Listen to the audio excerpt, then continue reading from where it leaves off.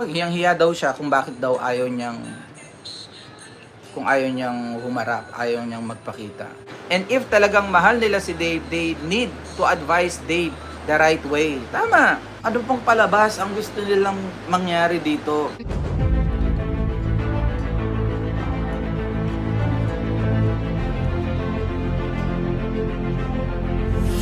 Ayun, shoutout guys, muli po, welcome to my YouTube channel. Ito po si Kuya Julay, ang inyong katugang, ang inyong kalingap na muli na namang bumabati po sa inyo ng magandang araw, magandang gabi, saang sulok man po tayo ng mundo naroon. At sa araw na ito, meron tayong panibagong vlog. Pag-uusapan po uli natin yung patungkol pa rin po dito kay Dave, mga kawain po natin, na kung saan napag-alaman po natin, nahihiya pong humarap kay Tekram. Ngayon ang tanong, bakit ho kaya? Bakit hindi ho makaharap si Dave? Meron ho bang kinalaman yung mga nakapaligid sa kanya, yung kanyang mga ninong-ninang? Pag-usapan po natin yan maya-maya ng konti. Pero bago po yun, konting paalala muna si Kuya Julay. Baka sakaling meron pa po ditong hindi nakasubscribe sa ating YouTube channel, huwag natin kalimutan, Julay Paunil. Tapos pakipindot lang po yung notification bell button para lagi po tayong updated sa aking mga video upload. Tapos yung ating Facebook page po, Julay Paunil 2.0. Pwede ho nating suportahan, pwede po nating i-follow, pwedeng i-like. So maraming salamat po. At siyempre po, suportahan po natin ang mga Lingap partners, mga kasamahan po natin. Lalo na po sina Kuya Bal Santos Matubang, Kalingap Rab, at saka po yung grupo po ni Tekram. So maraming salamat po sa inyong lahat.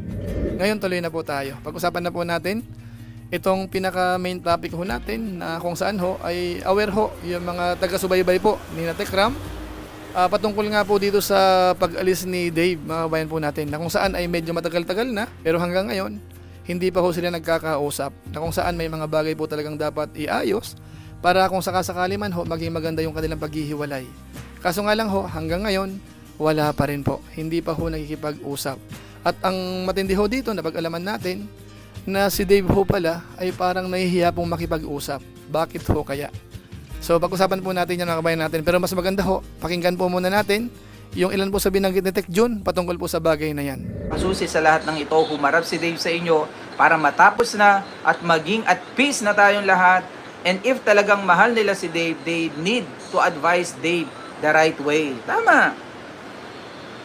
Napakadali po ka, Tekram. Pero bakit nila pipigilan? Bakit nila kailangan anong gusto nilang, ano pong palabas ang gusto nilang mangyari dito? Nanghihilot sila nung ibang mga nagpaabot ng pagmamahal, kumukuha ng simpatsya at pinapalabas yung kanilang gustong palabasin. No, we don't know. Pero, di ba? Wag puro pose. Wag kung ganon. Kung tawag dito, iniipit nyo lang po lalo ang sitwasyon. Pinapahirapan nyo po lalo yung sitwasyon. Kung mahal nyo po yung bata, iwasan nyo pong, karapatan nyo naman po yan. Nasa sa inyo naman po yan. You have the freedom to post whatever you post, no? Pero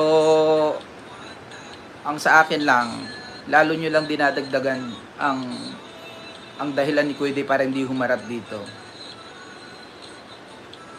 Dahil alam naman ni Dave kung paano natin siya tinratod dito. Alam niya yon, nasa sa loob niya yon. Alam niya yon. Ito usapan nila.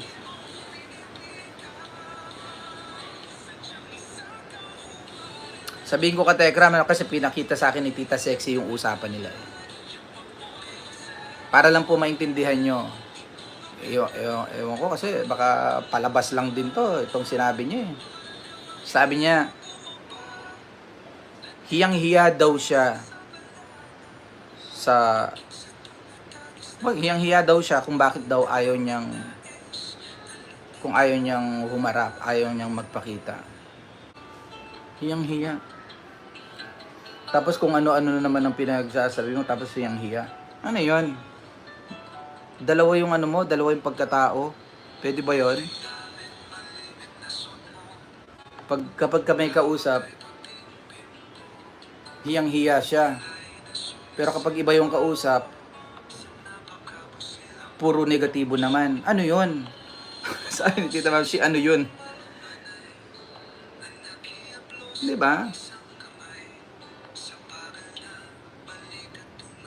Ano yun? Bakit ganon? Kung kapag nagpapaliwanag ka sa amin, hiyang-hiya ka kamo. Oh. Alam mo pala yun? Lalo kang mahihiya kapag lalo lang dodoble ng dodoble yun. Kamukha niya, yung mga kinampihan mo kung ano-ano na pinagpo-post. Siyempre, ihaharap namin sa'yo yan. O ngayon, pasinungalingan mo o aproban mo, i-confirm mo, itong pinost ni ganito kasi nakasave lahat yan. O pinost ni ganito, kakampi mo to. O pinost niya, ito. O ano masasabi mo dyan? Diba? O sa statement niya, i-approve niya, kinonfirm niya, o pasinungalingan niya, o de sampal dun sa mga sa mga kung dun sa mga kinampihan niya. Ngayon i-approve niya, de pag-uusapan namin. Oh, 'di ba? Ganoon lang naman po 'yun eh. Ang tanong, kaya bang iharap yung sarili niya ngayon na pag-usapan 'yon? Kaya ba niyang iharap yung mukha niya? Kaya lalo siyang maiipit kasi kailangan niyang panindigan yung mga pinagsasabi niya eh. Kaya siya marahil nahihiyang humarap. Kasi kailangan, wala siyang choice kundi tindigan niya yung pinupukol niyang information. Oh. Hindi naman, di ba? Paano magwi-win yung argument niya? Dun sa halimbawa yung alahas, yung halimbawa dun sa mga gamit niya, yung motor niya, yung laptop niya, no? Yung Telegram, obvious naman. Nagsisinungaling. Obvious na obvious. Pero na lang kung meron po kayong direct communication kay Kuya, i-message nyo siya halimbawa about dun sa halimbawa yung mga gamit niya. Try nyo nga lang pong kasi wala hong reply si Ninong S dun sa sabi ko na pwede nyo po bang tanungin uli si Kuya Dave dyan about po dyan sa bagay na yan. Wala po siyang reply po dun eh. Hindi na po niya siguro pinangahasang tanungin dahil babaon si Kuya dun eh. So ayun po mga kababayan po natin, mga ka-Tekram dyan. So maliwanag ho, base po sa binanggit ni Tek Jun, ayaw makipag-usap po sa kanila o kaya ayaw makipagkita. So siyempre ho, ako naman, ina-analyze natin, sigurado ho may dahilan po si Dave, mga kababayan po natin. At siyempre ho, hindi ho mawawala sa ating isip na baka ho may kinalaman yung nakapaligid sa kanya. Lalo na ho yung kanya mga ninang siguro, mga kababayan natin. Lalo na ho, si Dave ho kasi nakapagbitaw ho ng mga pananalita na hindi maganda.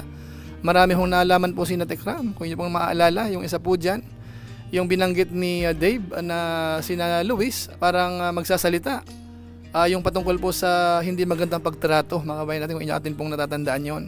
Tapos bukod po dyan, kung inyong naaalala, yung nakunan ho ng camera, sina Dave, na ang dating ho ay parang pinagtatawanan lang po sina Tekram. So siyempre ho, yung mga ganong bagay, alam ni na Dave na nakarating po yan kay Tekram at na-discuss po yan. Kaya siyempre ho, medyo talagang mahihiya. Tapos pangatlo, siyempre ho, yung mga ilan sa mga statement niya po, nung una pa lang, na kung saan nga po ay parang pinagdudahan ni na Tekram, ni na Tek Jun, na mukhang scripted o kaya merong gumawa o kaya merong nagmando sa kanya na sabihin yung ganun o kaya isama sa mga sasabihin. Kaya kung sakasakali hong totoo man yun, talagang mahihiya po tayo, mga kababayan natin. Kaya dito po ang pinaka-conclusion ko po dito sa issue na ito, kung totoo man po na ayaw humarap po ni Dave kina Tekram, yun po ang iisipin natin. Medyo guilty ng konti siguro sa mga nagawa niya at maaari naman may halong hiya po. Nahihiya po si Dave. Pero ang magiging solusyon lang po dyan, sa tingin ko lang po, para maayos pa rin yan, ay yung nakapaligid sa kanya. Kung sila po ang mag-a-advise kay Dave, kumbaga ho ay samahan na o kaya alalayan na makipag-usap tayo para yung issue na yan ay matapos na, maghiwalay ng maayos. Sa tingin ko po, mangyayari yan at makiklear po yan. Pero hanggat hindi po nag-i-initiate yung mga nakapaligid sa kanya, wala hong mangyayari dyan, mga kabayan po natin. Kasi sa pakiramdam ko po, si Dave ho ay parang umaasa rin po dito sa nakapaligid sa kanya at maaaring sa nanay niya rin. Kasi yung nanay po niya, sa pakiramdam natin, ganun din. Parang nagdidepende rin po dito sa sasabihin ng mga nakapaligid kay Dave po, mga kabayan natin. Kaya para sa akin, mukhang imposible ho sa ngayon na makipag-usap po si Dave. Pero hindi po tayo nawawalan ng pag-asa. Sana dumating po ang panahon na magkausap sila at maklear po yan, mga kabayan po natin. So yan lang po man siguro ang ating reaction video. Patungkol nga po din sa pinaka main topic natin na parang nahihiya si Dave na makipagkita kina Tekram.